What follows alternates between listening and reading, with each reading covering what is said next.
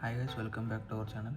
ಇವತ್ತಿನ ವಿಡಿಯೋದಲ್ಲಿ ಅಂದರೆ ನೀವು ಮೊಬೈಲಿಂದ ಲ್ಯಾಪ್ಟಾಪ್ಗೆ ಇಂಟರ್ನೆಟ್ ಯಾವ ಥರ ಕನೆಕ್ಟ್ ಮಾಡಬೇಕಂತ, ಅದು ವೈಫೈನಿಂದ ಯಾವ ಥರ ಕನೆಕ್ಟ್ ಮಾಡಬೇಕಂತ ಈ ವಿಡಿಯೋದಲ್ಲಿ ನೋಡಿ.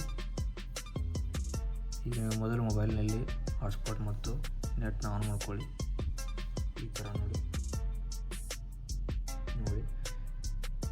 ನೆಟ್ ಮತ್ತು ಹಾಟ್ಸ್ಪಾಟ್ ಆನ್ ಆಗಿದೆ. ಈಗ ಲ್ಯಾಪ್ಟಾಪ್ನಲ್ಲಿ ನೋಡಿ ಒಂದೆರಡು ಬಾರಿ ರಿಫ್ರೆಶ್ ಮಾಡ್ಕೊಳ್ಳಿ. ಈ ಥರ ಈಗ ಕೆಳಗಡೆ ಬಂದುಬಿಟ್ಟು ಈ ಥರ ಕಾಣ್ತಿದೆ ನೋಡಿ, ಸರ್ವರ್ ಟೈಪ್. ಈ ಥರ ಇಲ್ಲಿ ಕ್ಲಿಕ್ ಮಾಡ್ಕೊಳ್ಳಿ.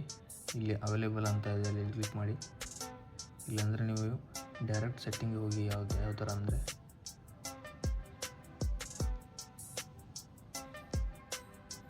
ಈ ಥರ ನೀವು ಡೈರೆಕ್ಟ್ ಸೆಟ್ಟಿಂಗ್ ಹೋಗಿ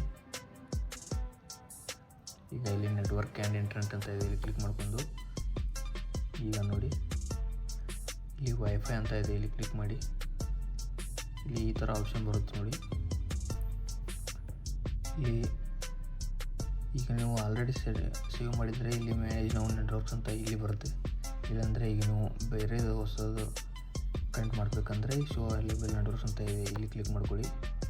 ಈಗ ನೋಡಿ ನಾನು ಆನ್ ಮಾಡಿದ್ದೀನಿ. ಈಗ ಈ ಥರ ಬಂದಿದೆ ಡಿವೈಸ್ ನೇಮ್. ಈಗ ಕನೆಕ್ಟ್ ಅಂತ ಕ್ಲಿಕ್ ಮಾಡಿ.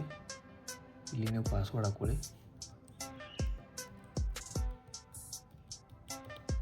ಈ ಥರ ಪಾಸ್ವರ್ಡ್ ಹಾಕ್ಕೊಂಡು ಹಾಗೆ ಇಲ್ಲಿ ನೆಕ್ಸ್ಟ್ ಅಂತ ಕ್ಲಿಕ್ ಮಾಡಬೇಕು.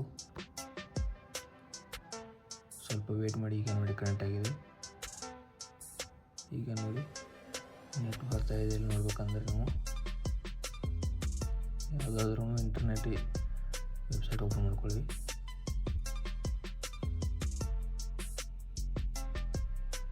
ನೋಡಿ ನೆಟ್ ಆನ್ ಆಗಿದೆ. ನೋಡಿ ಹಾಟ್ಸ್ಪಾಟ್ ಕೂಡ ಕನೆಕ್ಟ್ ಆಗಿದೆ.